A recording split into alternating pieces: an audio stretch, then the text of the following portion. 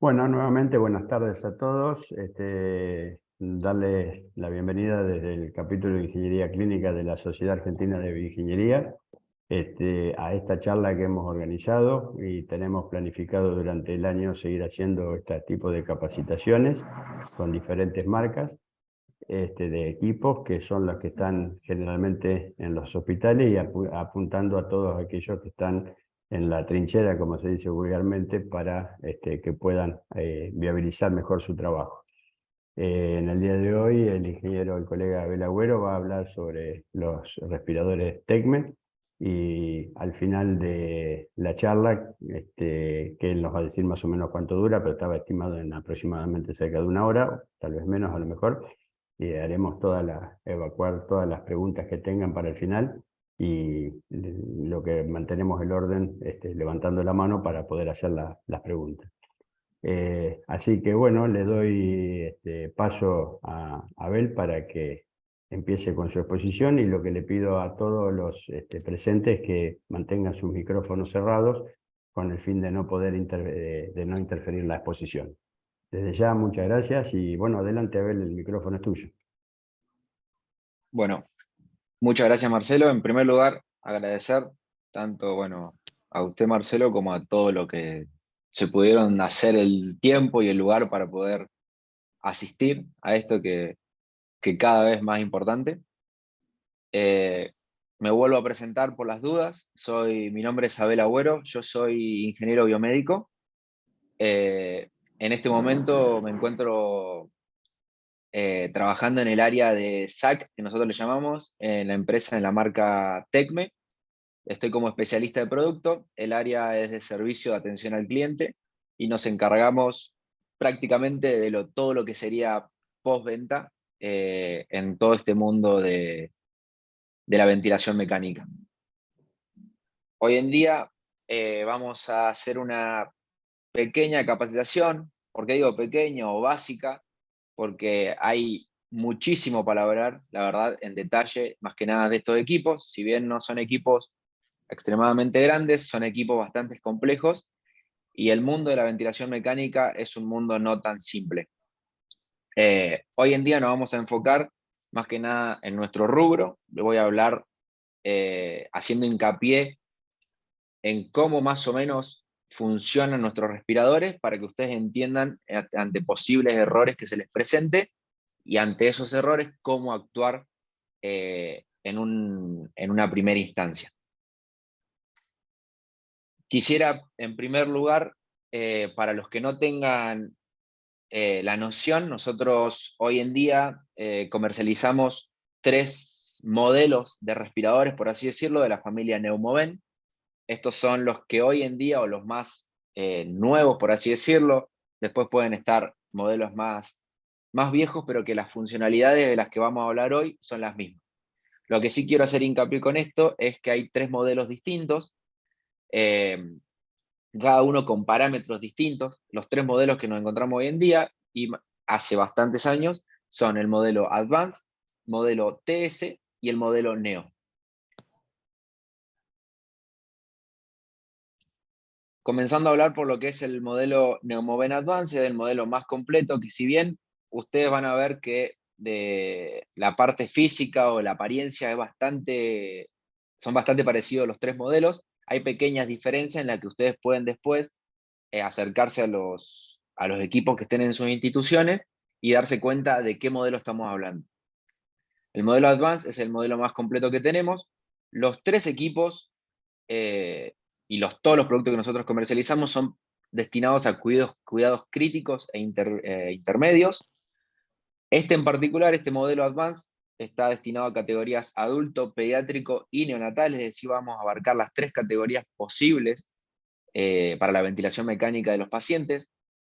Eso nos conlleva a poder configurar o poder setear en todo el rango de volumen tidal que se encuentra hoy en día en el mercado. Estamos hablando de un volumen tidal entre los 2 mililitros hasta los 4.000 mililitros.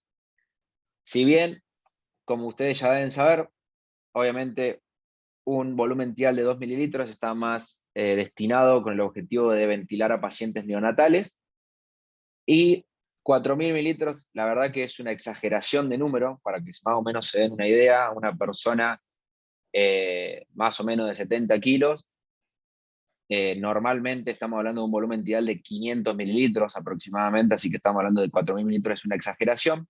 De todas formas, estos valores son imposibles de setear y son más que nada más temas comerciales y de licitaciones. Luego, este modelo en particular, el Advanced, tiene capnografía volumétrica, lo cual es el único de los 3 modelos que tiene capnografía, y eso es la forma rápida de darse cuenta. Esa es la forma rápida de darse cuenta en qué modelo estamos tratando. Y la próxima es el sensor de flujo proximal. Si ven ahí dice sensor de flujo proximal y distal, después vamos a ver la diferencia entre uno o el otro. Siguiendo por el modelo Neumovent TS, si bien es bastante parecido, en este caso el modelo es destinado para lo mismo, cuidados críticos intermedios. En este caso el modelo está de fábrica para poder ventilar a categorías adulto y pediátrico, es decir, vamos a poder setear un volumen tidal entre los 20 mililitros y los 4.000 mililitros, dejando por fuera la categoría neonatal. ¿Qué pasa? Este es un equipo en el cual nosotros podemos ir adquiriendo determinados opcionales que nosotros le llamamos mediante software, porque por hardware no hay forma de mejorar, por así decirlo, entre comillas, el equipo. Sí se puede hacer mediante software. ¿Por qué? Porque se le pueden ir adquiriendo distintos modos ventilatorios, distintas otras categorías pacientes, como es la categoría neonatal, es decir, mediante una clave numérica podemos incorporar en este modelo TS, para parecerse más a un Advanced, un volumen tidal que va desde los 2 mililitros hasta los 150, y así podríamos abarcar lo mismo que abarca un Advanced, por ejemplo. Y luego, por último, está el equipo Neumovent Neo, el cual, obviamente, como su nombre lo dice, es exclusivo para pacientes neonatales e infantiles. ¿Qué significa esto? Que nosotros no vamos a poder movernos o setear rangos que estén por encima de los 350 mililitros. En este caso, este equipo tiene, al igual que el modelo Advanced, el sensor de flujo proximal, además, obviamente, del distal, que lo tienen los 3 modelos. Esto como para que más o menos se den una idea de que hay 3 modelos y que no siempre se están hablando de los mismos equipos. Yendo un poco más a lo general y a lo genérico, de cualquiera de los modelos que estemos hablando, comenzando por lo que es el panel trasero. Lo deben conocer bastante. Tenemos hablando comenzando desde lo que es la parte superior izquierda, vamos a tener el cooler. Este es un elemento el cual está destinado para no solamente acondicionar en lo que es temperatura el interior del equipo, sino también para evitar que ingresen partículas y o tierra o lo que fuese hacia el interior del equipo, y de esta manera proteger los componentes internos. A su derecha vamos a tener el parlante. Este parlante es básicamente como cualquier otro equipo para poder avisar a los profesionales de manera auditiva. El equipo siempre va a alarmarlo de manera auditiva y de manera visual, mediante la alarma que vamos a hablar luego, y una es independiente de la otra. Esto hay que tener consideraciones de, bueno, los dos elementos que acabamos de hablar, tanto el cooler como el parlante, de nunca taparlos. Esto lo suelo ver yo en algunas instituciones que lo tapan por desconocidas razones. Intentan tapar más el parlante porque dicen que suena mucho. Bueno, eso es algo regulatorio, lo cual es bastante importante que un equipo como este, que al ser soporte de vida, lo alarme de manera auditiva. Pero bueno, las personas lo suelen tapar, y de esta manera lo único que logran es romper este parlante. De todas formas, al romperse, por así decirlo, este parlante, el equipo lo va a notificar de todas formas con una alarma, diciendo que el parlante está fuera de uso, y lo va a alarmar de manera visual. Por debajo tenemos 2 puertos, un puerto RDS232 y un puerto VGA. La salida VGA básicamente es para poder conectar un monitor externo y replicar exactamente lo que se ve en la pantalla del respirador. Básicamente es a modo visual y para mayor comodidad de los profesionales. Y por otro lado tenemos el puerto RS-232, el cual tiene, bueno, básicamente es para el manejo de datos. El equipo tiene la posibilidad de ir almacenando, por así decirlo, screens de pantallas, si así lo requieren. Tiene la capacidad de ir registrando tendencias de la ventilación de cada paciente, hasta 72 horas de tendencias. Bueno, es el mismo puerto por el cual se actualiza el equipo. Entre otras cosas, la descarga del log de eventos, entre bastante otras cosas. Esas más que nada los dos objetivos de cada uno de los puertos y por los cuales deben cuidarlos. Luego tenemos, como cualquier tecla de cualquier equipo, la de encendido o apagado, por debajo la conexión hacia la alimentación externa. El equipo, como lo dice ahí, cuenta también, al ser soporte de vida, cuenta con una batería interna con una autonomía, una duración de 2 horas y media. Es en el momento de que no le ingrese una fuente externa, por así decirlo, comienza a actuar con un switch interno del equipo, la batería interna. Y luego por el lado derecho tenemos los dos ingresos tanto de aire comprimido como de oxígeno, ambos con conexiones de tipo DIS a rosca con diámetros distintos. Básicamente esto, ¿por qué? Para poder evitar cualquier tipo de confusión y no darle la posibilidad al usuario de equivocarse en la conexión de uno o el otro. Como dice ahí en la diapositiva, esos 2,8 a 6 bares son la presión en la cual el equipo tiene y se debe setear el manómetro de la institución para que el equipo funcione correctamente. Si nosotros tenemos por una entrada de gases inferior a los 2,8, directamente no solamente que lo va a alarmar el equipo, sino que no va a pasar calibración inicial. Y lo mismo si se sobrepasa este rango de 6 bares, lo va a alarmar el equipo como alta presión y tampoco va a dejar pasar calibración inicial. Acá hay una consideración de que si el equipo está leyendo en el límite de los 6 bares, puede llegar a pasar de que pase calibración inicial, pero bueno, esto no va a dejar de alarmar el equipo mediante la alarma de alta presión, y eso puede terminar en daños en los componentes internos, más que nada en los reguladores. ¿Qué son estos reguladores? Tal como dice la diapositiva, en el momento que ingresan esta alta presión, por así decirlo, internamente el equipo en realidad lo disminuye, lo baja a una presión de trabajo interna de 2 bares. Esto es con cada uno de los reguladores. Hay tanto reguladores para aire comprimido como reguladores para oxígeno. Yendo a lo que es el panel frontal, tenemos una pantalla táctil. En este caso, en estos modelos, hay modelos un poco más viejos en donde la pantalla no es táctil y es más chica. Esta pantalla en particular es de 12 pulgadas.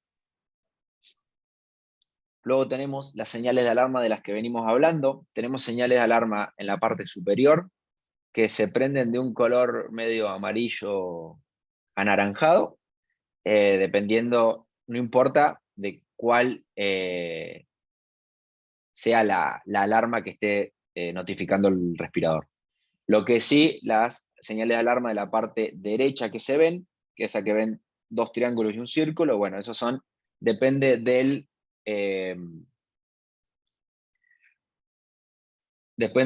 la prioridad de la alarma, por así decirlo. La primera alarma, o sea, el primer LED, que siempre va a ser de color rojo, que es el primer triángulo, el más alto que se ve, es de prioridad alta. Este tipo de alarmas requieren de una acción inmediata del operador. Estas alarmas, por lo general, es cuando el ventilador está completamente inoperante. Es decir, es muy raro que salga esta alarma. En la mayoría de los casos no sale esta alarma y siempre está la de prioridad media. La de prioridad media también requieren de una respuesta rápida, pero esto ya es debido a determinadas circunstancias que pueden estar pasando tanto externamente como internamente del equipo, en donde va a depender de qué señal esté notificando el respirador, qué acción debemos tomar. De todas formas, no nos vamos a centrar en detalles, porque hay muchísimas formas de alarmar, tiene muchísimas formas de alarmar el equipo. Esto lo pueden ver en el manual de usuario del equipo. Hay una tabla para cada una de las prioridades. Es decir, hay una tabla para la prioridad alta, una tabla para la prioridad media y una tabla para la prioridad baja, en los cuales van en orden decreciente en cada una de las tablas de cuál es la prioridad de cada una de las alarmas. Eso estaría bueno que después lo vean. Es el manual que viene con el equipo y si no se puede solicitar de manera virtual en un PDF. Siguiendo nuevamente con las teclas fijas, el equipo además de tener una pantalla táctil y tener teclas fijas en su pantalla táctil, además tiene teclas fijas externas a esta pantalla. Estas teclas fijas, ahora vamos a hablar bien cuál es el detalle de cada una o qué realiza cada una de estas. Acá lo que sí quiero hacer mención es el cuidado de estas teclas, más que nada que ustedes se lo transmitan a los usuarios, ya que son teclas que en gran parte de los casos, yo lo he visto, suelen darle con las lapiceras, con elementos que tengan a mano y todo, y terminan rompiendo cada una de estas teclas. Llega al punto de que puede estar tan rota de que se le ingresa tierra o le ingresa cualquier tipo de cosa o termina directamente dejando de funcionar. Por lo general son las teclas de escape, son las que más se dañan, por así decirlo, es la que más utilizan los usuarios, que traten de decirles que no utilicen ningún elemento, que le den con el dedo, no con la uña.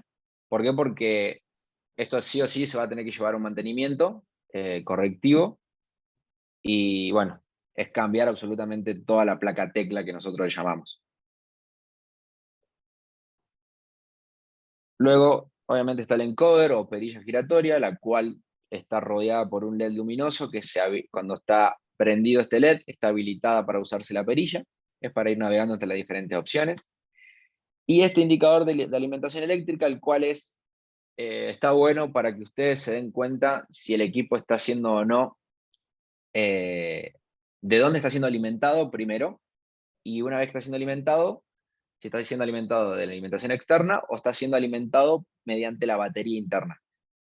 Se va a prender un LED o el otro, después vamos a hablar más en detalle de esto, pero esto les voy anticipando que está bueno en el caso de que algún tomacorriente no funcione correctamente y no esté cargando la batería. Bueno, estos equipos, por más de que no se estén utilizando, siempre tienen que estar conectados a la red eléctrica de la institución. ¿Por qué? Porque es la única forma de que la batería interna esté siempre cargada al 100%. Al ser un equipo de soporte de vida y se sabe que pueden haber cortes de energía eléctrica en las instituciones, este equipo automáticamente, directamente, ni nota el cambio, la bajada de línea, por así decirlo, del corte de suministro eléctrico, y automáticamente arranca a funcionar con la batería interna. Entonces, si no, la batería interna no está cargada al 100%, directamente no está cargada, el equipo se va a apagar.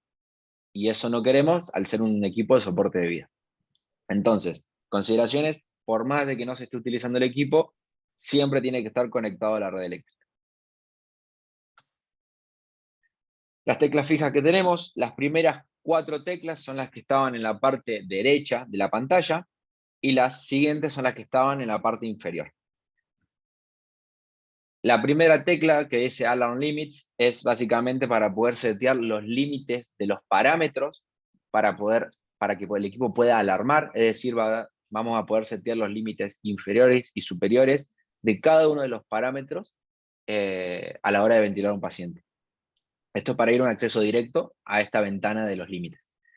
La siguiente tecla es un audio, es para poder pausar el audio, es decir, los profesionales usan esta tecla cuando van o están por realizar alguna acción en la que sepan que el equipo lo va a notificar de manera auditiva. Entonces, al presionar este botón durante unos segundos, el equipo no lo va a alarmar de manera auditiva, pero sí lo va a hacer de manera visual mediante los LEDs. La siguiente tecla, la de Mode, es para la selección de los distintos modos ventilatorios. Esto para ir, los profesionales lo usan o los usuarios lo usan para poder ir cambiando entre los distintos modos ventilatorios. La siguiente tecla es el acceso al menú, para poder ir navegando entre las diferentes opciones.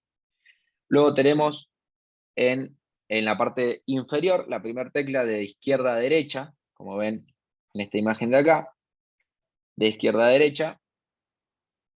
Tenemos el bloqueo de pantalla. Si nosotros lo dejamos presionado, se va a prender el LED en esta tecla, es decir, este candado se va a prender de color azul, y lo que va a hacer es bloquear el táctil de la pantalla, básicamente. ¿Para qué? Para evitar cualquier tipo de imprevisto de algún familiar que toque el equipo o demás. Al volver a presionar este botón, se desbloquea la pantalla. La siguiente tecla fija es para poder realizar la técnica de aspiración traqueal, se llama, técnicamente. Lo que hace es básicamente abrir 3 ventanas, pudiendo nosotros, el usuario, pudiendo configurar la concentración de oxígeno, tanto la preoxigenación como la postoxigenación, antes de que se haga la técnica de la aspiración traqueal. La siguiente tecla es la de inspiración manual, es decir, esta tecla cada vez que se presione va a realizar una inspiración en el paciente a tipo AMBU. La siguiente tecla fija es la de pausa inspiratoria o pausa expiratoria, dependiendo en qué momento presionemos la tecla, se va a realizar una pausa inspiratoria si la hacemos en la fase inspiratoria, y una pausa expiratoria en la fase, obviamente, expiratoria. Esto los usuarios más que nada lo utilizan para determinar algunos parámetros como la presión plató, autopip y demás. Y luego están las teclas más utilizadas, por así decirlo, que es la tecla control. Esta es para poder hacer combinaciones con otras teclas. Y por último la tecla de escape, la cual es para poder cancelar o para poder ir hacia atrás en los menús. O también es la tecla que ante una alarma que dejó de sonar de manera auditiva, pero quedó el LED prendido, es la manera de sacar esa alarma porque ya pasó, por así decirlo. Entonces esta es la tecla que más tocan los usuarios y es la que por lo general más se rompe. Entonces, para que tengan la consideración de decirles que tengan cuidado más que nada con esta tecla. Luego tenemos la parte inferior del equipo, donde están todas las conexiones. Nosotros le llamamos múltiple de conexión. Yendo de la parte izquierda a derecha, tenemos el primer alojamiento para el conjunto expiratorio o para la válvula expiratoria. Esta se ingresa en un ángulo, se gira 90 grados y ponen las mangueritas para el lado donde se ve el número 2. En el número 2 ingresan estas 2 mangueritas de silicona que tiene el conjunto expiratorio.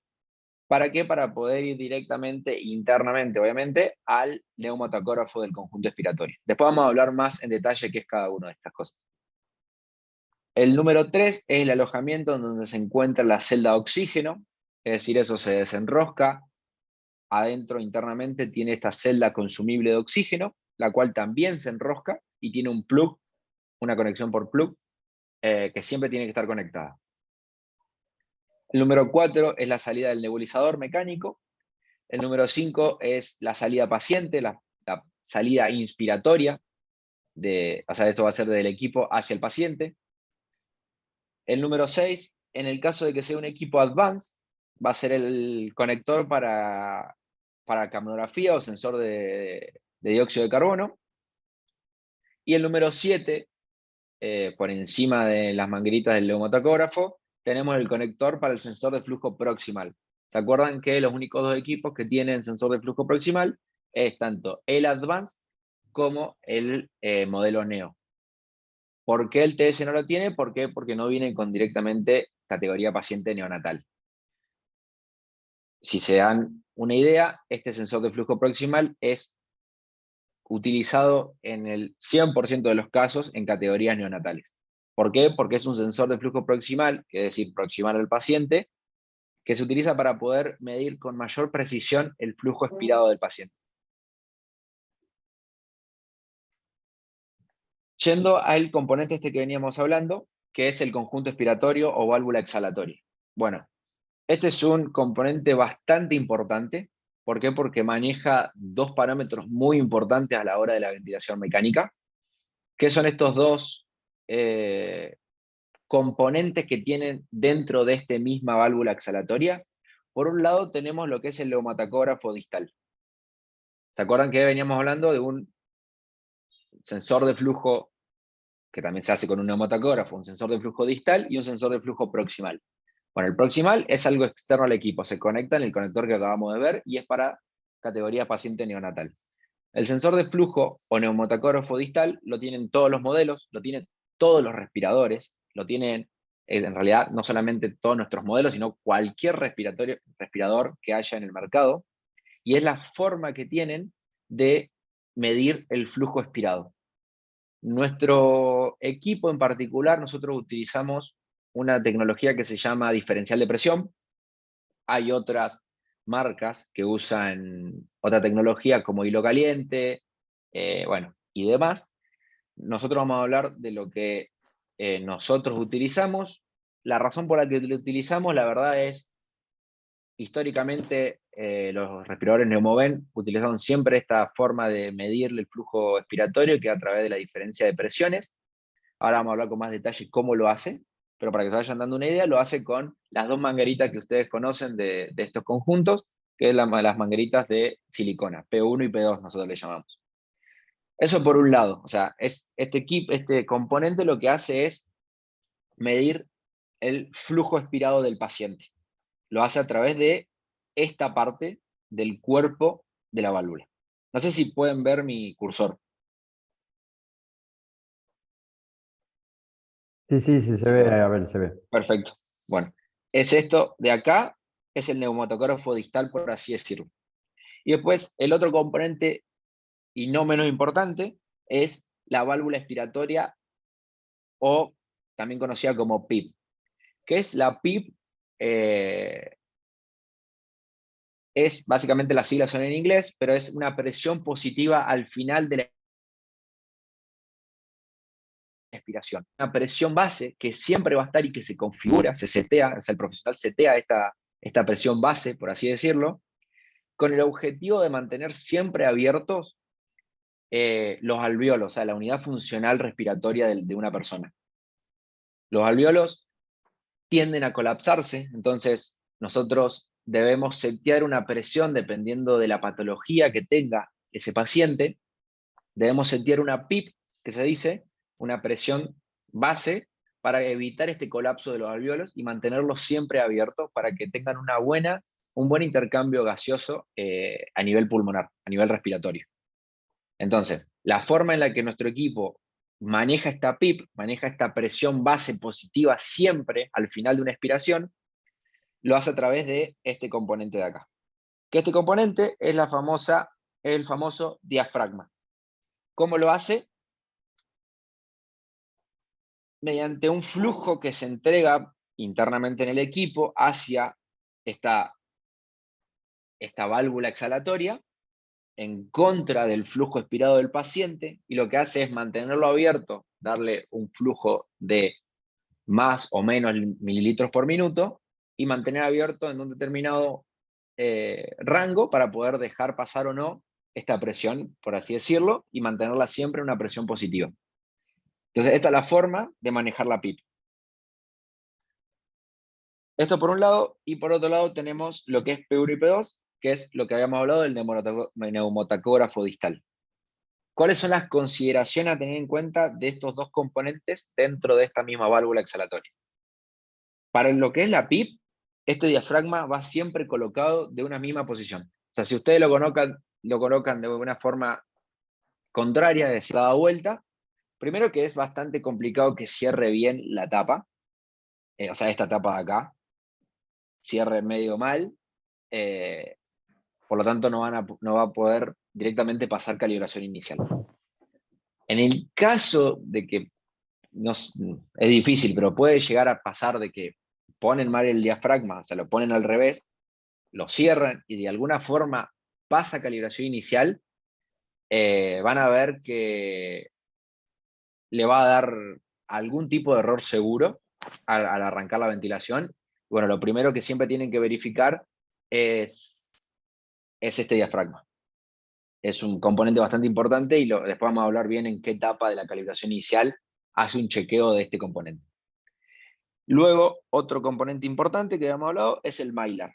El mylar es una pequeña laminita transparente que está internamente en la válvula exhalatoria, lo cual lo que hace es dejar pasar o no, o sea, esta laminita o mylar deja pasar, dependiendo del flujo que le entra, deja pasar, y lo que hace el equipo es medir a base de una diferencia de presión de entre P1 y P2 el flujo expiratorio.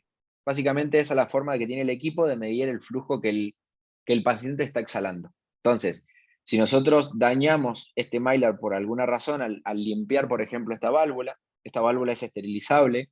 Después al final vamos a ver cuidados que tienen que tener en cuenta a la hora de limpiar esta válvula. Si todos limpian de manera incorrecta y dañan este mylar, lo que va a hacer es directamente no pasar calibración inicial, porque no pasa con las curvas de calibración que tiene el equipo internamente. Bien. Estos son los componentes del equipo en sí. Ahora vamos a hablar de los elementos necesarios a la hora de ventilar un paciente.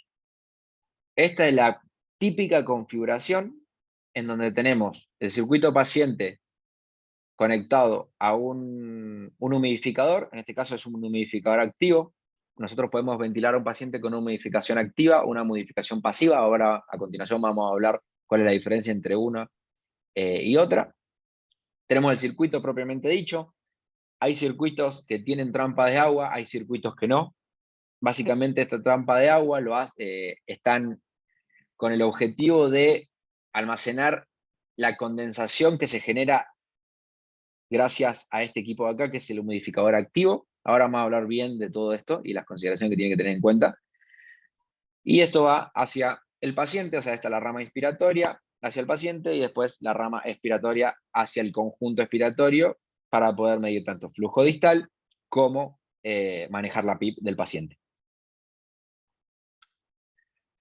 Básicamente, lo que venimos hablando, el equipo se necesita conectar el cable de alimentación, tiene un sujetador o un adaptador para evitar que se desconecte el equipo. En el caso que se conecte no pasaría nada. ¿Por qué? Porque tiene una batería interna, como venimos hablando. Y por otro lado, la conexión que se necesita es la de entrada tanto de aire comprimido, que es el amarillo, y de oxígeno, que es el verde.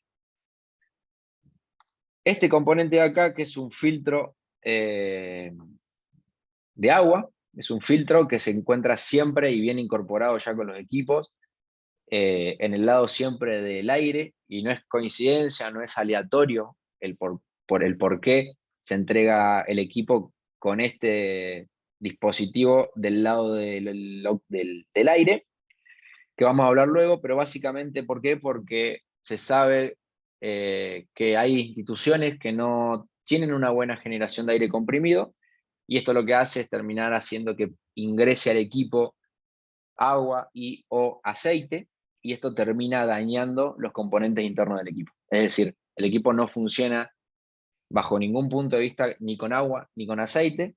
Entonces, si hay un ingreso de esto, es porque fue elevado la generación o la mala generación en realidad del aire en la institución.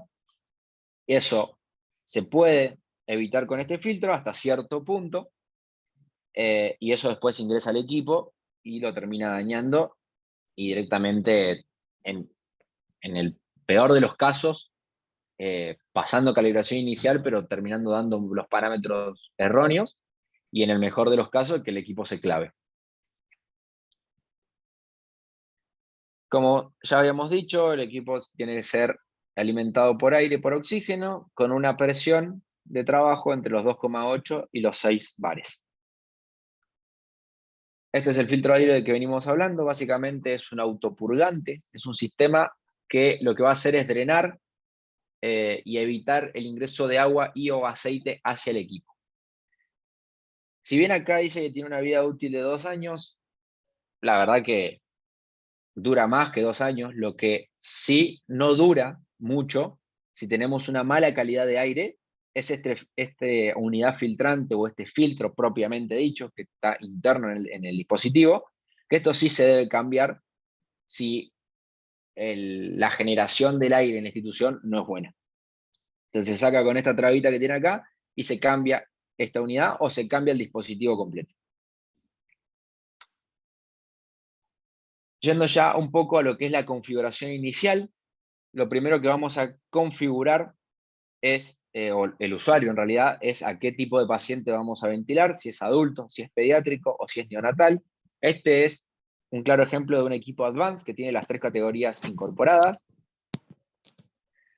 Lo próximo que configura el usuario es la configuración del volumen con el cual se va a ventilar al paciente, es decir, el volumen tidal, y eso lo va a hacer a partir del peso corporal ideal del paciente y de una constante de mililitros por kilogramo. Eso va a dar un volumen tidal y vamos a pasar a la siguiente etapa, que es la selección del humidificador. Acá se va a seleccionar humidificación activa o pasiva. Y acá es lo que yo quería llegar con que ustedes le tienen que decir a los usuarios de que es muy importante que seleccionen bien con qué van a ventilar al paciente, si con una humidificación activa o con una humidificación pasiva. ¿Por qué? Porque el equipo va a tener en cuenta las condiciones BTPS de la persona. O sea, las condiciones BTPS y ATPS. ¿Qué son estas condiciones BTPS? Que son siglas en inglés de temperatura corporal y presión saturada, que lo hace con el vapor de agua que generan estos dos humidificadores, tanto los activos como los pasivos. Lo que hacen es acondicionar el aire que va a salir del respirador, del equipo, hacia el paciente, lo condicionan en temperatura y humedad, y eso hace que el paciente tenga mayor conformidad, por así decirlo, tenga un mayor confort. Bien. El equipo tiene en cuenta, porque ¿qué pasa? Nosotros al agregarle temperatura y humedad a un gas, el volumen va a cambiar, va a pasar a tener en cuenta el equipo el volumen compresible del circuito. Ahora vamos a hablar bien en detalle qué es esto. Hay una compensación de esta temperatura y humedad que se selecciona, entonces va a depender de la selección que nosotros hagamos entre un activo o un pasivo. ¿Por qué? Porque el volumen entregado, dependiendo si va a ser con humidificación activa o con humidificación pasiva, el volumen entregado va a ser siempre menor al programado. ¿Por qué? Porque el equipo va a tener en cuenta esta temperatura y humedad que fueron seteadas en el humidificador. Entonces, si nosotros queremos entregar, o nosotros estamos programando una entrega de 400 mililitros de volumen tidal, lo que va a hacer el equipo es entregar menos. ¿Por qué? Porque sabe que al nosotros entregar un volumen inferior, ya que viene con una temperatura inferior y con una humedad inferior, al pasar por la humidificación activa, va a aumentar la temperatura y eso va a hacer que la misma temperatura y humedad que se le entrega a este gas va a hacer que se le termine entregando estos 400 mililitros. Porque si nosotros entregáramos de un principio lo que seteamos de 400 mililitros, vamos a terminar entregando más volumen del que nosotros estamos seteando. Esto es bastante importante.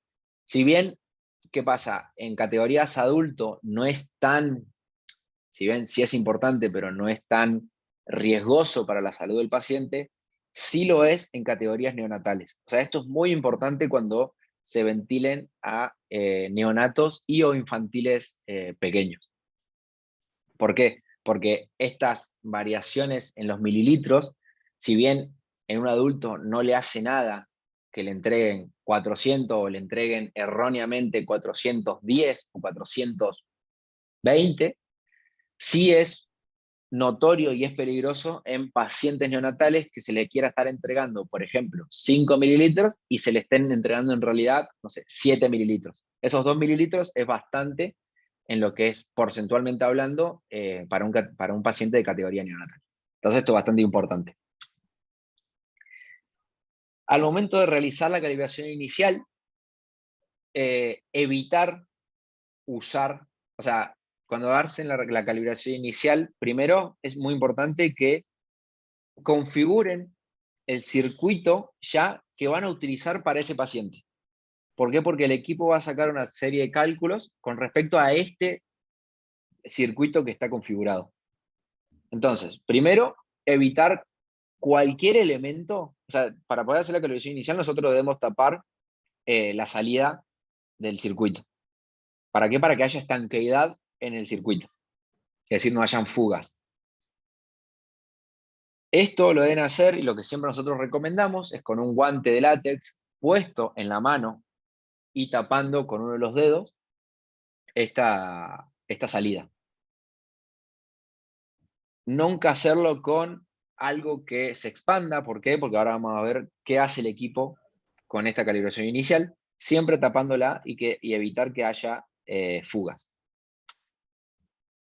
En la calibración inicial hay una serie de etapas, y esta es el famoso porcentaje que ustedes ven cuando empieza a hacer la calibración inicial del equipo y no la pasa. No pasa la calibración inicial y se clavó en 30%, en 49%, en 80%, en lo que sea. ¿Qué está haciendo el equipo? Está haciendo etapa por etapa cada uno de estos pasos. Entonces, lo primero que va a hacer el equipo es verificación de sensores y válvulas. Acá, ¿qué está haciendo prácticamente? Es verificar los componentes más críticos internos del equipo. Si se llega a no pasar calibración inicial en esta etapa de acá, directamente no hay nada que hacer, no tienen nada que hacer ustedes, y es un problema interno en el equipo que se necesita sí o sí, se requiere llamar al servicio técnico. Es raro que pase esto, y directamente se van a dar cuenta. ¿Por qué? Porque no pasa directamente, creo que es el 5% de la calibración. O sea, es la primera etapa. Acá verifica válvulas proporcionales, verifica neumotacógrafo, verifica, bueno, un montón de componentes internos que no van al caso, pero que si directamente no pasan esta calibración, es porque directamente no va a dejar ventilar al equipo. Lo segundo que va a hacer es una búsqueda de fugas. Esta búsqueda de fugas, bueno, ahora vamos a hablar con detalle.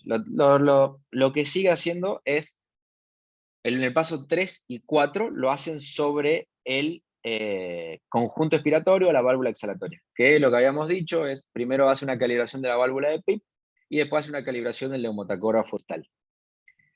Siguiente paso, hace una calibración de la celda de oxígeno. Y por último, hace una medición de la compliance y resistencia del circuito. Ahora vamos a ver en detalle cada una de estas. Este es el famoso cartel que les va a salir con el código 116 en el caso de que haya algo o esté ocurriendo algo internamente del equipo en la primera etapa de la calibración inicial. Directamente acá no hay nada que hacer, tienen que llamar al servicio técnico. Esto puede ser claramente por ejemplo, una válvula proporcional de aire o una válvula proporcional de oxígeno, directamente no puede abrir. ¿Por qué? Por el ingreso de agua o de aceite. Es lo más típico, por así decirlo, entre otras cosas. Siguiente test es el test de fugas. Les puede pasar que les salgan determinados carteles dependiendo de la fuga que haya en el circuito. Ya acá, si hay una fuga, acá lo que yo recomiendo siempre es verificar que la fuga no esté del equipo hacia afuera, es decir, verificar que el circuito que estén utilizando el usuario no tenga ningún tipo de fuga. En este caso, lo que yo siempre recomiendo revisar son las trampas de agua. Estas trampas de agua tienen una rosca que, si la abrieron en algún momento para secarlas, la hayan puesto o la hayan enroscado de manera incorrecta y quede una fuga en esto, bueno, el equipo la va a alertar. Otra cosa que recomiendo revisar es el circuito paciente completo. Yo lo que hago acá es hacer un cortocircuito, por así decirlo, en cada tramo del circuito y ver dónde está la fuga, es decir, conectarlo directamente de la salida paciente que habíamos hablado hacia el conjunto expiratorio e ir tramo por tramo a ver dónde está la fuga. Y por último, también verificar la válvula expiratoria, la válvula o el conjunto expiratorio que habíamos hablado. Retirarlo, cambiarlo por otra válvula que tengan a mano. El equipo siempre se vende con 2 válvulas. ¿Por qué se hace esto? Porque mientras una se está esterilizando, se tiene que utilizar la otra. Lo que yo recomiendo acá es descartar que el problema esté en la válvula expiratoria, entonces usar una válvula que nosotros sepamos que está bien cambiarla y hacer de nuevo la calibración inicial para evitar que sea el problema esté ahí. Ya si todas estas opciones pasaron bien, por así decirlo, y sigue dando problemas de fuga, bueno, se puede llegar a entender que la fuga puede estar internamente en el equipo. Ahora, ¿cuáles son los carteles que pueden aparecer? Por un lado, tenemos las fugas, dependiendo si estamos en una categoría adulto o pediátrico. Acá el equipo va a permitir, hay una fuga aceptable de hasta 10 litros por minuto. Si la fuga está por encima de estos 10 litros por minuto, directamente no va a pasar calibración inicial. Si la fuga está por debajo de estos 10 litros por minuto, te va a preguntar o le va a preguntar al usuario si está de acuerdo con esa fuga que haya y se puede seguir con la calibración inicial. Bueno, eso es en 10 litros por minuto máximo en adulto pediátrico y en 5 litros por minuto máximo en categoría neonatal. Lo siguiente que va a realizar es la calibración de la válvula de PIP. Esto ocurre, este es el código 109, puede deberse a que esté fallando la válvula exhalatoria, obviamente, más que nada este diafragma que habíamos hablado antes. ¿Por qué? Porque lo que hace el equipo es, en base a una curva que ya se calibró previamente, que está seteada ya en el equipo, la compara con la curva que está haciendo en calibración inicial. Si ambas curvas tienen una ponderación cercana a un determinado parámetro, la hace pasar como que está bien, y si no, es porque hay un problema en la válvula de PIP. Básicamente es eso. Lo siguiente que hace es la calibración de flujo, como lo hace a través del neumatacógrafo. Si hay un error acá, es el error 104 o es el error 108, en donde el problema puede estar en el mylar, se manipuló de una manera incorrecta esta válvula exhalatoria y está dando problemas. ¿Por qué? Porque el problema está en el mylar. O puede estar el problema en que estén tapadas, por así decirlo, por alguna secreción de algún paciente anterior, que no debería pasar porque se tiene que esterilizar este conjunto. Puede haber que las mangueras P1 y P2 o no estén directamente conectadas y no hayamos olvidado, o hay un problema en estas conexiones. Luego lo que hace el equipo es una medición de la compliance y de la compensación de volumen y resistencia del circuito. Acá, ¿qué pasa? O sea, el equipo lo que va a hacer es, cuando suelen configurarlo, suelen meterle un montón de cosas al circuito, y eso hace que el circuito sea muy largo y la compliance cambie, obviamente, y la resistencia también.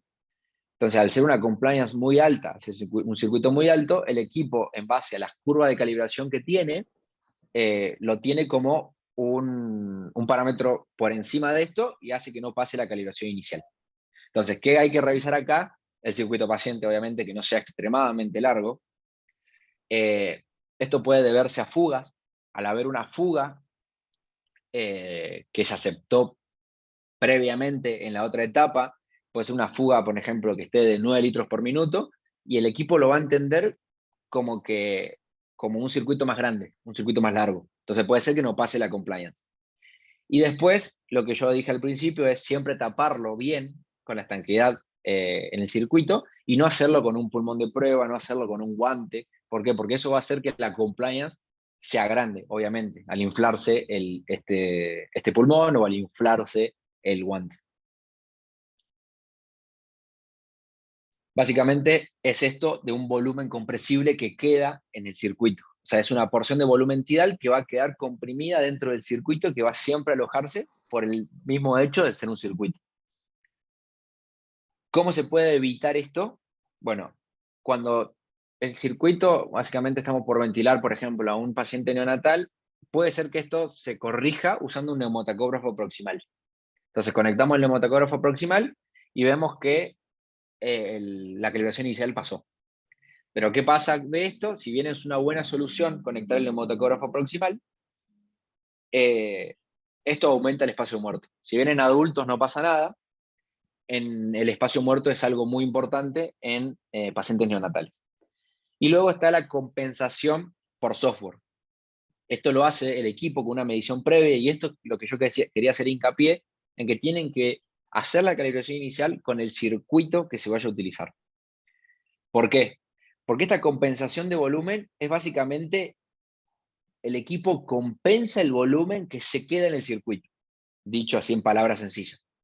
Si la compensación está desactivada, el equipo entiende como que no tiene que compensar volumen. Entonces el equipo va a entregar, si nosotros seteamos 400 mililitros, y dentro del circuito hay un volumen restante, o sea que queda un volumen atrapado de 50 mililitros, al sumar estos dos, vamos a terminar entregando menos volumen tidal de que nosotros seteamos. ¿Por qué? Porque la compensación está desactivada. Si nosotros activamos esta compensación de volumen, el equipo ya va a saber, ¿por qué? Porque hizo los cálculos en calibración inicial, entonces el equipo directamente, al saber que tenemos un volumen de 50 mililitros alojado en el circuito, va a entregar estos 50 mililitros de más, es decir, va a entregar 450 para poder entregarles los 400 mililitros que queremos entregarle al paciente. Es decir, el usuario no es que va a tener que configurar 450 porque el usuario sabe que hay 50 mililitros en el circuito. No, al contrario, o sea, el usuario va a programar, él quiere entregarle 400 mililitros y el que sabe es el equipo porque hizo las mediciones previas y sabe que en el circuito que estaba en calibración inicial hay un volumen de 50 mililitros. Si nosotros no usamos el circuito que usamos para calibración inicial, el equipo no va a tener noción de este volumen atrapado en el circuito y va a estar entregando cualquier cosa. Entonces eso es muy importante que ustedes lo repliquen en los usuarios. Por último, va a ser una calibración del sensor de oxígeno. El sensor de oxígeno, habíamos dicho, es un sensor que se agota en el tiempo, es más, se cambian los mantenimientos preventivos. Cuando este sensor no alcanza un valor determinado, en la medición de oxígeno, lo va a tomar como que está agotado o hay una falla en el sensor de oxígeno. Entonces acá lo que siempre se recomienda hacer es revisar. Primero que esté conectado el cable con esta conexión del plug en el sensor de oxígeno. Después verificar la celda de oxígeno si está agotada o no. Es decir, agarramos una celda que tengamos de otro equipo, por ejemplo, que sepamos que ya sí pasa calibración y no está agotada, pongámosla en ese equipo para ver si el problema está en la celda que ya se agotó o no. Y después, lo que también recomiendo hacer es revisar si el equipo le está ingresando oxígeno, obviamente, del panel de la institución. Porque si el equipo está siendo solamente alimentado por aire, no va a poder pasar calibración inicial. ¿Por qué? Porque no está midiendo las concentraciones de oxígeno que tiene que medir. Entonces, el sensor de oxígeno es utilizado para monitorizar la FiO2, es un parámetro muy importante en la ventilación mecánica en los pacientes. Entonces, lo que hacemos con este sensor es monitorizar esta FiO2.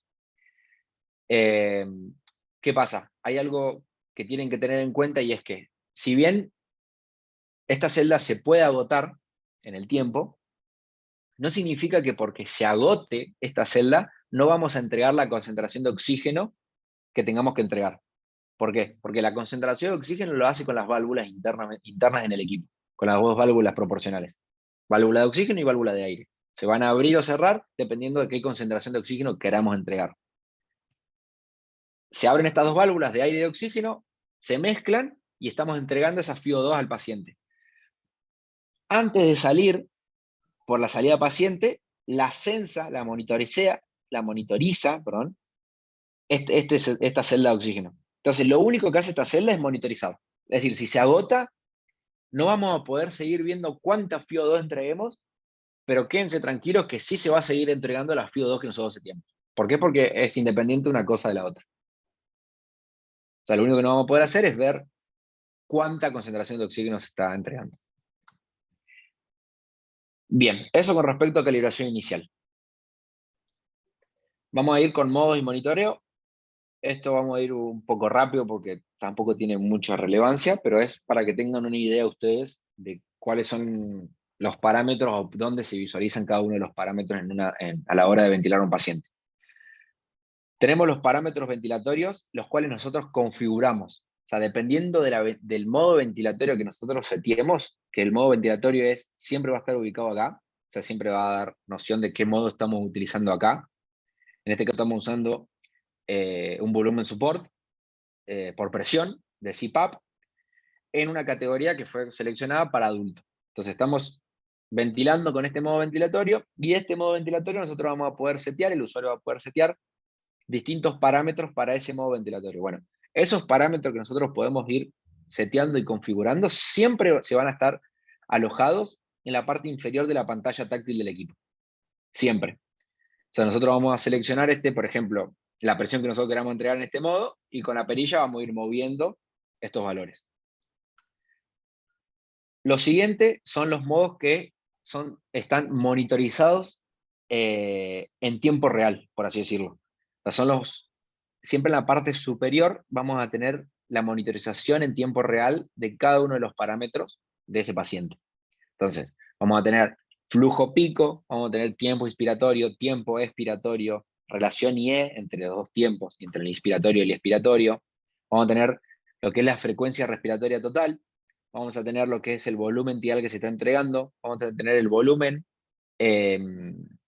minuto que se está entregando y la concentración de oxígeno que se está entregando. Esto es la FiO2 que venimos hablando. Entonces, ¿qué quiero recalcar de lo que recién hablamos de la celda de oxígeno? Si bien se puede agotar una celda de oxígeno, no significa que porque esté agotada una celda de oxígeno el equipo no va a funcionar. Al contrario, nosotros si seteamos, en este caso está seteada una FiO2 del 50%. Es decir, están abiertas las dos válvulas de aire y de oxígeno a un determinado punto, en donde está entregando un 50% de oxígeno. Bueno, si nosotros tenemos agotada la celda, no vamos a poder visualizar este parámetro de acá. O sea, acá van a haber 3 líneas, como que la celda está agotada y no vamos a poder visualizar cuánto se está entregando. Pero sí nosotros vamos a poder seguir seteando y configurando cuánto queremos entregar. Después, estos rectángulos amarillos son los límites de alarma de estos 4 parámetros. Luego tenemos la fecha y hora del equipo. Bueno, esto es la categoría paciente y el modo en el que está siendo utilizado. Después tenemos, de este lado tenemos más parámetros monitorizados. Estos siempre van a ser parámetros en relación a las presiones: presión pico, presión traqueal, presión plató, presión media y presión PIP. Y acá tenemos 2 accesos directos a los límites de presión, tanto el límite de presión superior como el límite de presión inferior. De este lado de la pantalla táctil, ¿se acuerdan que yo les decía, además de las teclas fijas que hay por fuera de la pantalla, hay teclas fijas en la pantalla táctil? Bueno, estas teclas fijas son para poder ir variando los gráficos en pantalla, para poder sacar screens de pantalla, para poder cambiar entre las distintas mecánicas respiratorias, para ir guardando los loops. Estos son loops tanto de volumen tidal en relación con la presión, o el volumen minuto en relación con el volumen tidal. Estos se pueden parar y los usuarios los suelen utilizar para comparar.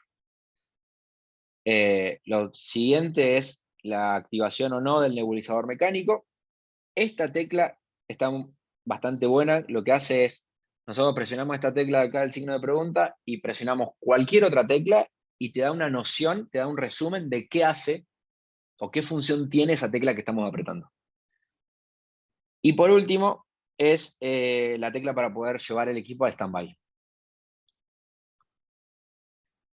El equipo tiene diferentes modos ventilatorios, dependiendo de qué categoría paciente estemos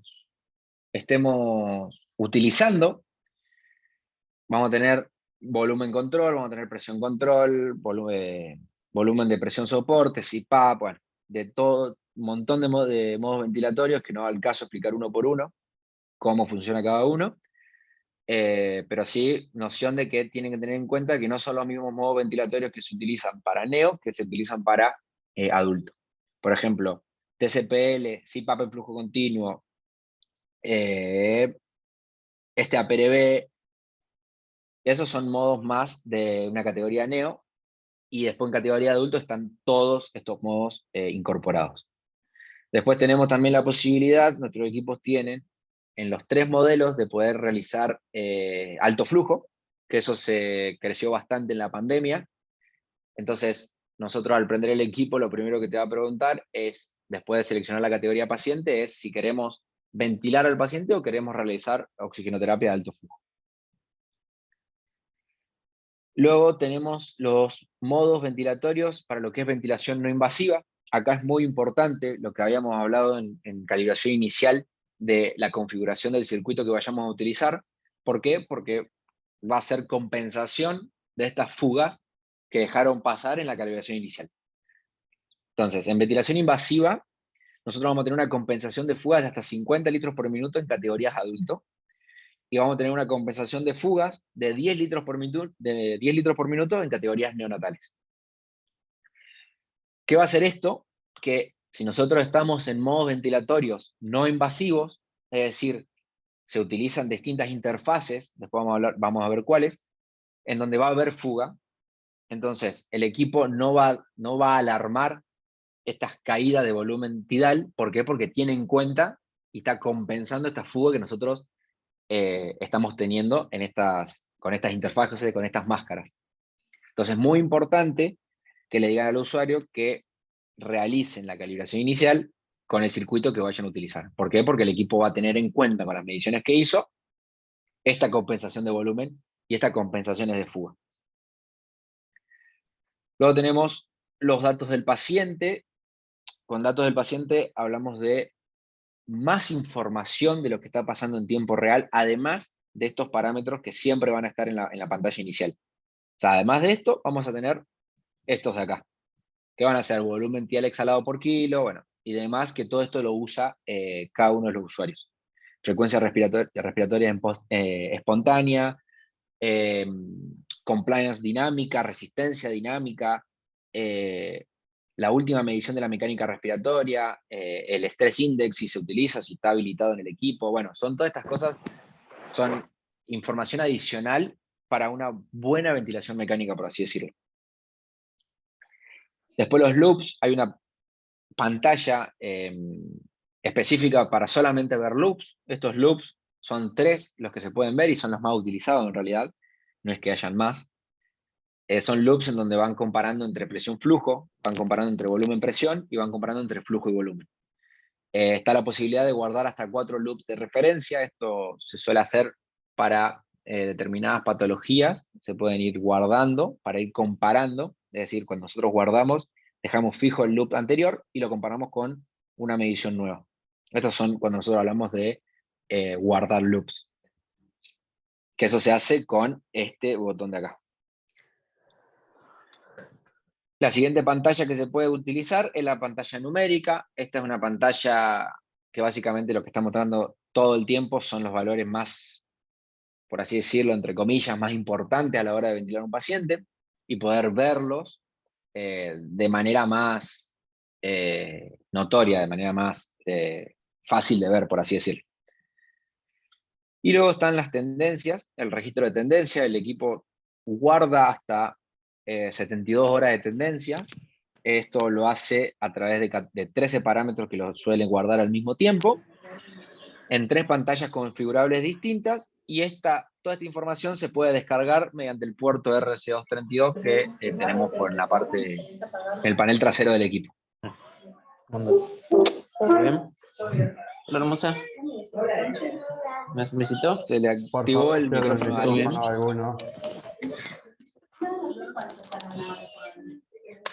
Ahí lo silencio. Ahí está. Y silencio. Bien. Después tenemos las mecánicas respiratorias. Este es en el caso que nosotros presionemos este botón de acá, en donde vamos a tener AutoPIP, vamos a poder determinar la compliance y resistencia del paciente, el volumen atrapado que tiene el paciente, capacidad vital, la medición del P01, la medición del PV-Flex, que se llama, del PIMAX y bueno, demás. Esto se suele utilizar dependiendo de la patología que tenga el paciente. Espacio muerto fisiológico. En el caso de que tengamos conectado el capnógrafo, vamos a poder tener más noción del espacio muerto anatómico que tiene el paciente. Y podemos tener también un ensayo de respiración espontánea, el cual está incorporado en los equipos de ventilación mecánica para saber la condición del paciente, si está listo o no, por así decirlo, para una extubación del respirador. Complementos ventilatorios. Esto lo estoy pasando medianamente rápido, porque no va al caso. Esto suelen usarlo más los profesionales. Pausas inspiratorias, suspiros. Esta es la compensación tanto de complacencia en el circuito como también el volumen corriente corregido para las condiciones BTPS que hablábamos antes y de las compensaciones de fuga.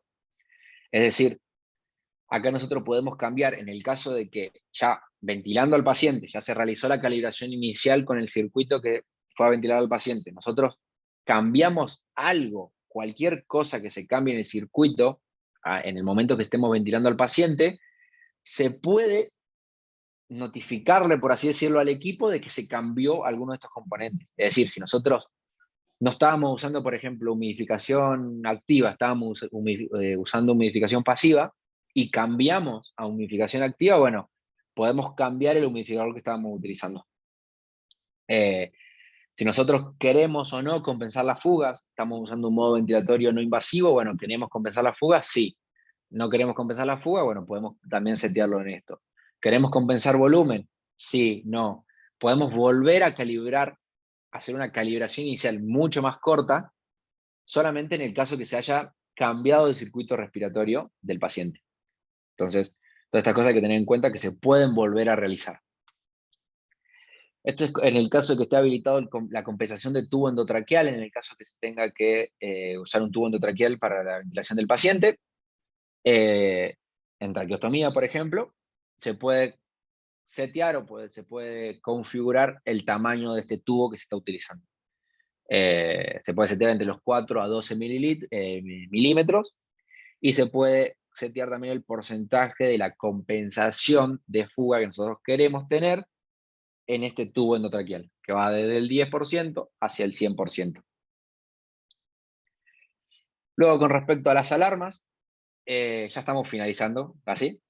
Con respecto a las alarmas, esto es lo que yo les comentaba de las alarmas que va a tener el equipo, que esto es, ¿se acuerdan las alarmas que teníamos de los 2 triángulos y el circo en la parte superior derecha de la pantalla? Bueno, acá vamos a tener el primer LED, que va a ser de color rojo, que es de prioridad alta. Esto es ante un evento que sea de que el ventilador queda completamente inoperante. Esperemos que nunca pase. Los siguientes son prioridades media y baja. Lo que acá yo les recomiendo siempre, porque no nos vamos a entrar en detalle en cada una de las alarmas que tiene el respirador, todo eso está especificado detalle por detalle, alarma por alarma, en 3 tablas distintas en el manual de usuario del equipo. Hay 3 tablas, una para prioridad alta, otra para prioridad media y otra para prioridad baja. Esto está bueno que lo sepan tanto ustedes como también los usuarios, obviamente. Luego, respecto a las interfaces que se pueden utilizar a la hora de ventilar a un paciente, hay distintas configuraciones, por así hacerlo. Fíjense, esta es la configuración que venimos hablando común.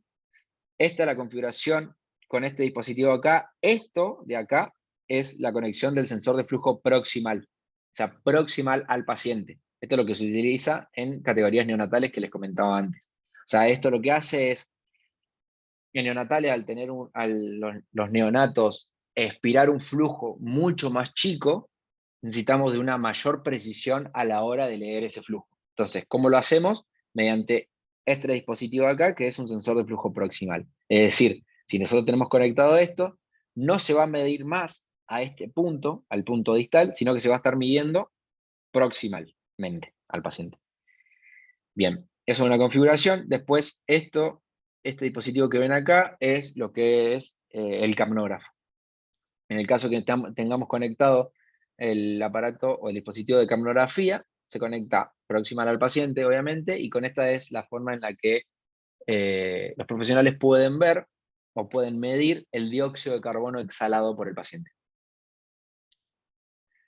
Luego, las interfaces que se utilizan para BNI puede ser como ven acá,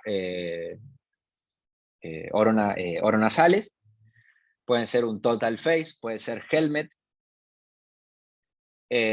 puede ser solamente nasales. Esto básicamente se utiliza siempre en alto flujo.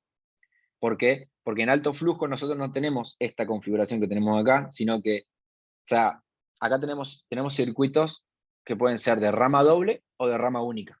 este circuito de acá es de rama doble, es decir, tenemos una rama inspiratoria y una rama expiratoria. En los circuitos de rama simple vamos a tener solamente una rama inspiratoria, por así decirlo, donde va a haber solamente en una dirección un flujo continuo, en alto flujo, hacia el paciente. Y no importa lo que el paciente exhale, porque siempre va a entrar mediante las vías nasales del paciente. ¿Cómo es la configuración? En el caso que nosotros queramos utilizar oxigenoterapia de alto flujo, vamos a tener que utilizar siempre un equipo de humidificación activa, que es este de acá. Este es un humidificador. Vamos a necesitar las interfaces de las cánulas nasales, y con eso, y más el equipo, más el respirador, ya podemos realizar alto flujo. La humidificación es muy importante dependiendo de cómo se esté ventilando o realizando alto flujo en el paciente. ¿Por qué? Nosotros, al tener un humidificador, vamos a tener condensación. ¿Por qué? Porque nosotros estamos entregando temperatura y humedad al circuito paciente. ¿Por qué se utiliza un humidificador? Porque los gases que salen desde el respirador son fríos y secos. Entonces nosotros lo acondicionamos mediante este humidificador en temperatura y humedad. Dándole temperatura y humedad, no solamente le estamos dando un volumen compresible, como venimos hablando, sino que también le estamos dando humedad, o sea, le estamos haciendo que se genere algún tipo de condensación, dependiendo de cómo está configurada la temperatura del humidificador, en base a la temperatura ambiente que hay en la sala, en la UTI. Bueno, estos cambios de temperatura entre el circuito que está caliente y, por ejemplo, una temperatura fría por fuera de este circuito, bueno, se condensa. El problema de la condensación es que puede generar contaminación y puede generar lavado al paciente. Esto no solamente va a ser malo para el paciente, sino que va a ser malo para la medición en el equipo, en los parámetros. Vamos a aumentar la resistencia, vamos a aumentar el trigger. Este trigger es lo que se conoce como disparo, para poder determinar si tiene que estar el equipo entregando en la fase inspiratoria o en la fase expiratoria. Bueno, va a ser una alteración en el trigger si hay agua. Y en la lectura, en la fase expiratoria del neumotacógrafo distal. Si nosotros tenemos agua en el componente este de P1 y P2 que habíamos hablado antes, si nosotros tenemos gotas de agua y le está ingresando a P1 y P2, esto lo que va a hacer es una mala lectura del neumotacógrafo. ¿Cómo se evita esto? Hay humidificadores activos que al mismo tiempo son servocontrolados. Servocontrolados es que nosotros podemos manejar la temperatura a través de un cable calefaccionado, que se le llama, es básicamente una resistencia interna que hay en el circuito, en la rama inspiratoria. Lo que hace es manejar la temperatura para poder evitar esta condensación. Entonces, al nosotros evitar la condensación, evitamos todas las alteraciones que recién estábamos hablando. ¿Qué hacemos con esto? Es reducir básicamente la humedad relativa que hay internamente en el circuito. Esta es la típica configuración. Fíjense, esta es una humidificación activa porque está colocado con un humidificador activo. Fíjense, esta salida paciente, ingresa en el humidificador, acá se aloja agua en la cámara, se genera las condiciones BTPS en temperatura y humedad, rama inspiratoria, trampa de agua hacia el paciente expira y vuelve por esta rama, otra trampa de agua, hacia el equipo, hacia el conjunto expiratorio, hacia la válvula exhalatoria. Fíjense, esto va a tender siempre a condensar. ¿Por qué? Porque no tenemos, este circuito no es calefaccionado, como se dice, no tiene este alambre, no tiene esta resistencia interna en la rama inspiratoria, entonces no podemos controlar la temperatura en el circuito. Fíjense, en este caso sí lo tenemos. Este es un ejemplo de, fíjense, eso que se ve rojo acá, es este cable calefaccionado, esta resistencia que está interna en el circuito, que lo que hacemos es, el equipo es servocontrolado, fíjense la diferencia. En nuestro caso nosotros también comercializamos estos equipos de humidificadores. En nuestros casos es la diferencia entre el VH2100 y VH2600. Servocontrolado es que podemos controlar la temperatura. Vamos a conectar un cable termómetro, un punto en la rama que está de salida al paciente y un punto en el ingreso desde el equipo hacia el humidificador. Con estos dos cables termómetros nosotros podemos medir la temperatura y eso es lo que va a hacer una retroalimentación en este equipo para poder ir controlando siempre la temperatura que nosotros queramos para evitar la condensación en el circuito. Entonces, básicamente es esto que tenemos acá. Son dos cables. Salida del respirador, del gas que sale del respirador, ingresa a la cámara humidificadora. Esa cámara humidificadora, ¿cómo hace para calentarse? Con un plato calentador que se setea desde el humidificador. El humidificador está conectado con dos cables. Uno, que es el cable termómetro, que es este que está acá. Fíjense de acá, que es este de acá. Está conectado a este punto, a este punto de acá y a este punto de acá. Y es la forma que tiene del equipo de medir qué temperatura está saliendo y qué temperatura le está llegando al paciente.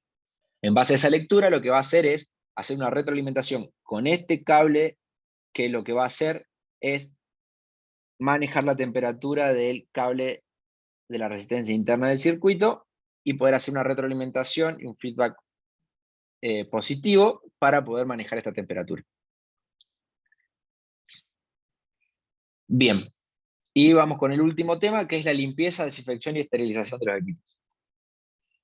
Básicamente, lo que se tiene que tener en cuenta a la hora de limpiar y desinfectar el equipo es, por un lado, la carcasa, por otro lado, el panel frontal, es decir, la pantalla, por otro lado, es el conjunto expiratorio o válvula exhalatoria, y por otro lado, es el circuito paciente, en el caso de que el circuito paciente sea esterilizable. La carcasa, lo que siempre nosotros recomendamos es, básicamente, como cualquier equipo que haya una institución, es no limpiarlo con solventes químicos abrasivos, ni sustancias ácidas, ni sustancias alcalinas. Siempre limpiarlo con jabón neutro, con agua tibia. Siempre lo que nosotros recomendamos es no rociar al equipo directamente, sino rociar un paño y limpiar con el paño el equipo, ya que si bien poseen un determinado grado IP, no son equipos que tengan que tener un grado de IP, de impermeabilidad. Entonces se recomienda evitar rociarlos con mucha agua o con mucho líquido. Lo mismo que evitar que pongan los sachets de agua destilada que se utilizan para los humidificadores, evitar que estén por encima del equipo, porque si estos por alguna razón empiezan a perder, va a caer sobre el equipo y el equipo le va a ingresar agua, obviamente. El panel frontal, lo mismo, utilizar un paño suave. Lo que siempre se recomienda es rociar el paño y después limpiar la pantalla. El conjunto expiratorio, acá es bastante importante tener en cuenta, cuando se va, el conjunto expiratorio se desarma completamente en todas las partes, es decir, se va a desarmar. Por un lado la tapa, por otro lado el diafragma, por otro lado el cuerpo y por otro lado las dos mangueritas que van de P1 a P2 de silicona. Se desarma completo y lo que nosotros siempre recomendamos es desarmarlo completo antes de llevarlo a esterilizarlo por autoclave o por óxido de etileno. Antes de eso, sumergirlo en algún producto que ahora vamos a hablar cuáles, sumergirlo sin tocarlo ni nada, o sea, todo desarmado, luego retirar todas estas partes, dejarlo secar a temperatura ambiente, no sopletearlo con nada. ¿Por qué? Porque acuérdense que tienen este mylar interno y tampoco secarlo metiéndole el dedo a este cuerpo de acá. Suelen meterle el dedo, no saben que hay un mylar acá, y este es el mylar que mide justamente la diferencia de presión para el neumotacógrafo. Si nosotros metemos el dedo o algún elemento cortopunzante, vamos a dañar este mylar y por ende no va a pasar calibración inicial y por ende vamos a tener que adquirir un nuevo conjunto expiratorio, una nueva válvula. Entonces, una vez seco a temperatura ambiente, volvemos a armarlo todo completo, es decir, ponemos el diafragma como tiene que estar, ponemos la tapa rosca, ponemos las dos mangueritas de silicona y esto lo mandamos armado completo a esterilizarlo. Bien, con respecto al circuito paciente, si el circuito obviamente se tiene que desarmar completamente entre paciente y esterilizarlo, siempre y cuando sea un circuito esterilizable o reutilizable. ¿Por qué hago mención a esto? Porque ya bien se conoce, por un tema económico, no se utiliza circuitos reutilizables. En la mayoría de las instituciones se utilizan circuitos descartables, y si bien no se deben, porque son descartables, como su nombre lo dice, no se deben esterilizar, se sabe que en la mayoría de las instituciones se esteriliza. Bueno, ¿qué pasa? En el caso, o sea, no se debe, pero yo le voy a dar una recomendación para que tengan en cuenta, para que le digan ahí en las instituciones que está cada uno, que al ser circuitos en los cuales los fabricantes no proporcionan seguridad a esterilizar estos materiales, puede llegar a tener problemas a futuro, por ejemplo, en fugas de estos circuitos, o por ejemplo, en circuitos que son calefaccionados, pueden dañar esta resistencia interna, este cable calefaccionado que hablábamos recién, pueden dañar ese cable.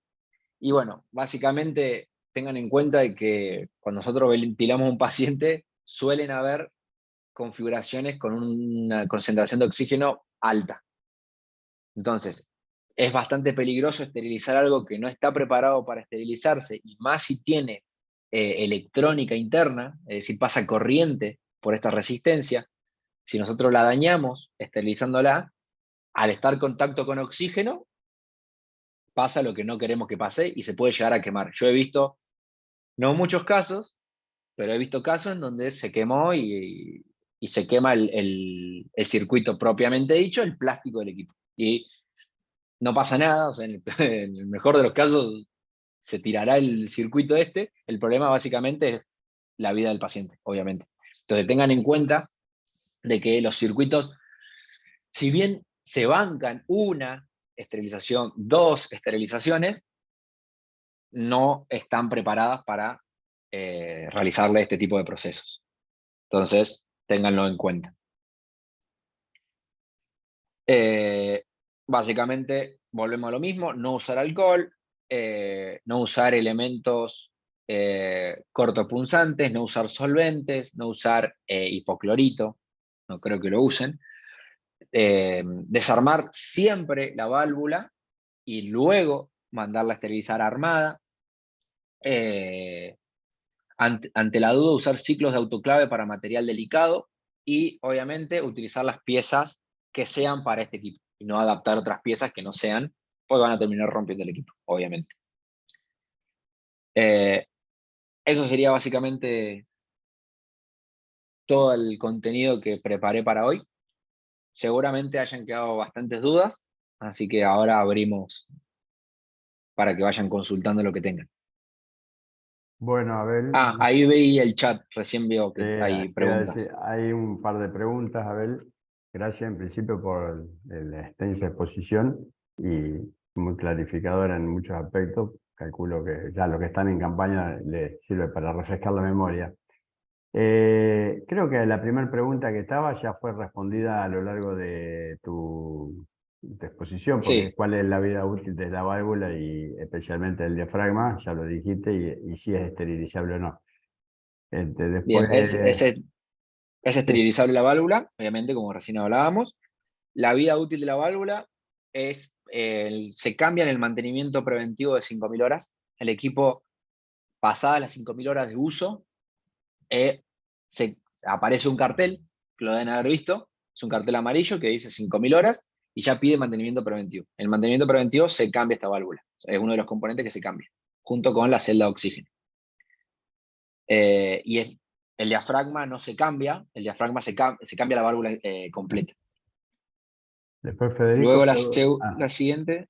Si querés la voy leyendo. Federico preguntó de los 40 grados, si yo siempre fijo, eso estaba relacionado cuando estaba hablando de la, si De la no recuerdo mal, humidificación. de la humidificación y la compensación. Exacto. Bueno, estos 40 grados no son fijos. O sea, vieron que yo les comentaba que hay dos humidificadores activos distintos.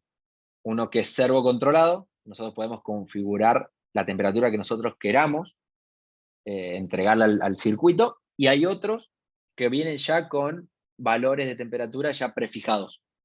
Bueno, si vienen ya con valores prefijados, estos valores prefijados, por ejemplo, en nuestro equipo de humidificadores vienen con 9 niveles que nosotros le llamamos. Entonces, vienen con valores predefinidos, pero 9 valores distintos. Entonces, sí se puede cambiar dependiendo de las condiciones de temperatura que haya en la unidad. Si el ambiente es muy frío, vamos a poner una determinada temperatura. Si estamos en verano, se va a poner a otra temperatura, y así, para evitar la condensación.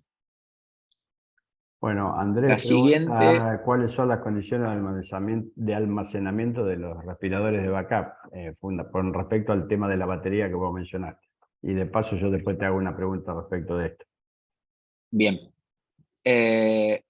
Bueno, con respecto al backup, la verdad que los equipos, mientras estén conectados a la alimentación eléctrica, como les venía comentando, para que esté siempre cargada la batería. Básicamente eso. Pero pueden estar fuera de uso, por así decirlo. La única consideración que tienen que tener en cuenta es que obviamente tienen esta celda de oxígeno agotable en el tiempo. Entonces, si nosotros estamos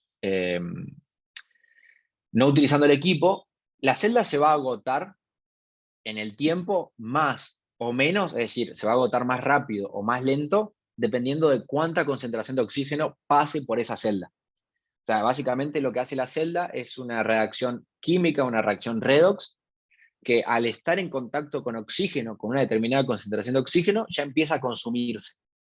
Si nosotros, como bien se sabe, el aire que nosotros respiramos, el aire solo, ya tiene un 21% de oxígeno. Entonces siempre se va a estar consumiendo esa celda. Entonces, si nosotros tenemos el equipo, o sea, se va a consumir mucho más lento, pero se va a consumir en el tiempo. Entonces hay que tener en cuenta eso. Entonces, antes de usar el equipo, lo que se recomienda es realizarle una calibración inicial y ver la condición en la que está esta celda de oxígeno. La No pregunta sé si mía quedó era la... con respecto a la batería, que como Sí, sabemos todas son, tienen vida útil. ¿Cuál es el tiempo de vida útil que tiene la misma, más allá de que esté conectado o conectado con la que ustedes otorgan, la que viene bien. provista con el La vida equipo? útil de la batería se cambia. Exacto, bien. La batería se cambia. Hay dos tipos de mantenimiento que se le hacen al equipo.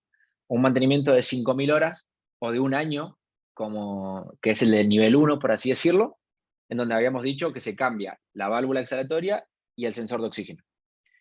Después, el próximo mantenimiento preventivo es el de 10.000 horas.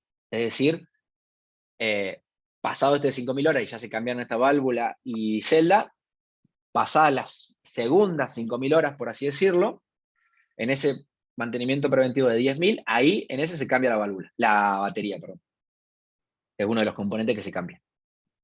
Entonces se puede decir que la vida útil es de 10.000 horas de uso o 2 años. Perfecto.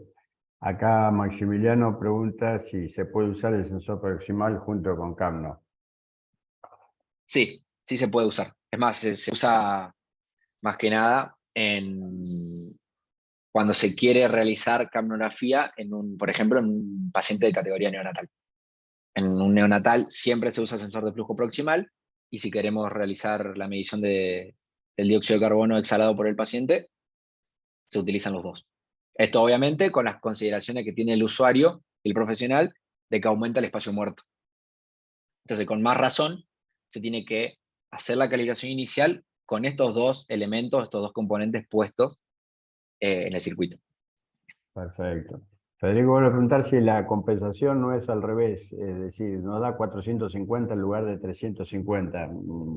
De la manera que vos lo expusiste daba lugar a alguna confusión. Yo lo entendí, explicáselo Bien, a ver, vuelvo a esa diapositiva. y volverlo si querés, sí. A ver, déjame volver. Por si no quedó claro.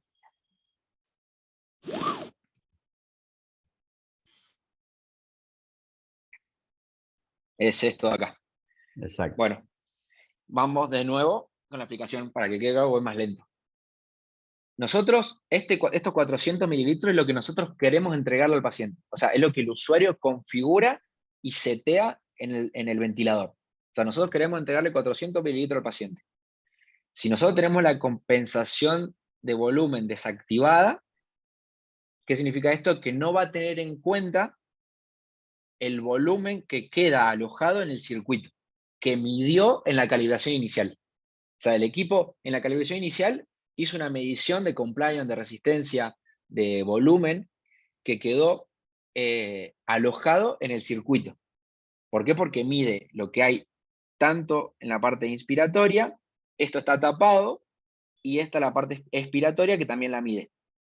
Obviamente cuando está haciendo esta etapa, lo que hace el equipo es, en este neumotacof, en la válvula exhalatoria, tapa la válvula de PIP completamente para que no salga nada. Entonces, de esa forma el equipo genera presiones, esas presiones las devuelve en el neumotacógrafo y en base a eso saca un cálculo y determina cuánto volumen queda en el circuito. Bien, dicho esto entonces, si nosotros tenemos una compensación desactivada, nosotros estamos configurando para entregar 400 mililitros y hay 50 que ya hay en el En circuito, la tubuladura. claro, en la tubuladura, el equipo no entiende como que hay 50, entonces va a entregar 400 y no va a tener en cuenta los 50 que se están quedando en el circuito. Lo que ¿Me pasa explico? que, perdón, no sé si se puede por acá. Esos 50 tendrías que expresarlo como menos 50 mililitros. Claro, exacto, porque Sin la quedan, flecha, ¿me entendés? O sea, para que gráficamente quede muy claro, es menos 50 mililitros que corresponde al volumen atrapado, digamos, claro, en la son un tubuladora. volumen que, claro, es un volumen que va a estar siempre en el circuito, que va a quedar en el Claro, pero circuito, en la entonces tenés tubuladura. 400 menos los 50, te da los 350. Si no, te da digamos, cuando lo veías gráficamente así muy rápido, daba como 400 más 50, 450, porque no Claro, compensó. no, claro, porque no está compensando, exactamente. ¿Ah? Entonces, por ahí en la gráfica Sí, tendrías que ponerlo como menos 50 mililitros. sí, O sea, básicamente, o la flecha en sentido O inverso. la flecha en sentido contrario, correcto. Lo que pasa sí, es que ahí daría como más confusión, como decir, como en una claro, expiratoria tengo flujo para el otro lado. está bien. Bueno, una consideración para futuro, pongo el gráfico Porque es distinto. como es el volumen muerto, por decirlo así, que está en la tubuladura, que Claro, pasó la el volumen tubuladura. muerto que queda en la tubuladura, exacto. Entonces, el equipo no entiende como que no está desactivada la compensación, entonces se están quedando 50 en la tubuladura, se están entregando menos. Correcto. Como si Si la tuviera una com- fuga, ponele. exactamente eso. Ujú. ¿Qué es lo que pasa cuando tenemos fugas en la calibración inicial o no tapamos bien esto de acá? Es lo mismo. O sea, el volumen va a variar. Muy bien. Y en el caso de una compensación activada, bueno, eso que supongo que se entendió. El equipo va a tener en cuenta estos Sí, 50 que quedan en el circuito, entonces va a entregar más, va a entregar 450 porque sabe que 50 se quedan, entonces queda 400. perfecto. Gracias, gracias. Bien. Después acá dice, a ver, no me fijé, que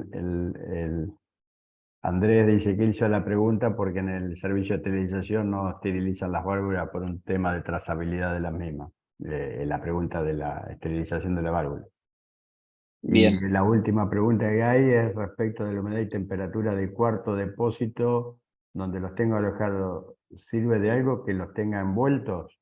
Entiendo que debe ser la pregunta que por la Envueltos, humedad, sí, con nylon o algo para evitar la humedad y el oxígeno, y la humedad y temperatura ambiente. no hace falta. No hemos tenido ningún caso que les pase algo a los equipos por estar alojados mucho tiempo, Claro, la sí, lo verdad. único que se agota es la Sí, acceso de oxígeno porque está en permanente actividad. claro, eso sí tengan en cuenta eso, y bueno, y la batería. La batería se Abel, te descarga. hago una consulta. Sí, decime. Todo lo que respecta a mantenimiento preventivo, como los cambios de baterías y demás, ¿todos esos accesorios los proporcionan ustedes, Tecme?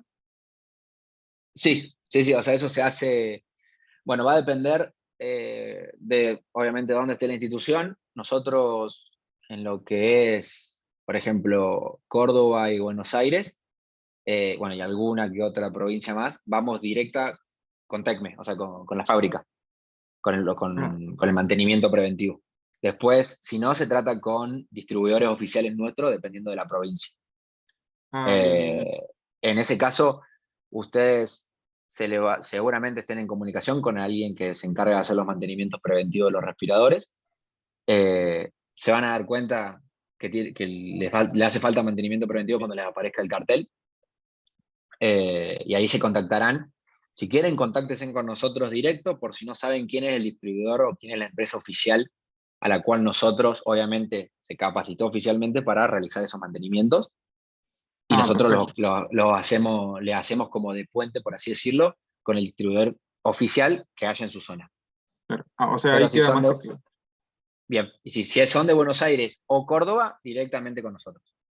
Claro, entonces ya queda asentado eso, que ustedes tienen personas designadas para realizar los mantenimientos. Exacto, sí, sí, sí. Sí, hay un servicio Perfecto. técnico oficial Oficial. para realizar los Claro. mantenimientos, tanto preventivos como correctivos. Listo. Muchas gracias, Abel. ¿Sí, no? Bueno, la última que escribieron acá, si posee el Advance o Neo, poseen alto flujo, sí, es lo que vos dijiste, creo que estuviste Sí, explicando. así es. Acá quiero hacer una mención por las dudas. Hay modelos muy viejos de respiradores que por más de que sean advanced, habría que ver la versión de software que tienen instalada esos equipos, porque pueden ser que sean advanced, pero tienen una versión de software, por así decirlo, previa a cuando se creó el alto flujo y se adaptó a los respiradores. Entonces puede ser que ese respirador, si bien sea un advanced, no tenga alto flujo, pero es por la versión de software que tiene. En esos casos particulares, de todas formas, es lo mismo que les comentaba recién, o sea, se pueden comunicar con nosotros y nosotros le damos soporte de si hay que actualizarlo, si no, si tiene o no y demás. Pero sí, Advance y alto flujo, Advance y Neo tienen alto flujo incorporado. Los que pueden ser que no tengan son los modelos TS, pero que se les puede incorporar. O sea, se les entrega una clave numérica que directamente no tiene que hacer el servicio técnico, sino lo hacen ustedes ahí en la institución. Se les entrega esta clave y se les habilita, por ejemplo, alto flujo a los modelos TS. Espero que haya quedado claro. Perfecto, muy claro todo, así que te agradecemos desde ya toda la explicación. Hemos llevado casi 2 horas de charla, 1 hora 45. Sí, pido Así disculpas. que no, pero creo que la audiencia se ha quedado, así que ha sido interesante tu exposición. Desde ya muy agradecido. Si querés dejar de compartir la pantalla Sí. y hacemos, y bueno, si quieren saludar, y damos por finalizada la charla desde ya. Así te ven la cara. Sí, la apagué porque estaba como mi señal que era media baja y dije, apago la cámara por las dudas. Bueno, muchas gracias nuevamente y espero que haya sido de la satisfacción y que de todos los presentes, y veremos en una próxima charla de otra naturaleza de esta, siempre para tratar de seguir capacitando a todos los colegas. Bueno, Excelente, Marcelo. Muchas gracias, muy gracias. bueno. Que se repita. Bueno, estamos en eso. Saludos a todos, gracias y Abrazo. los dejo de Bragar.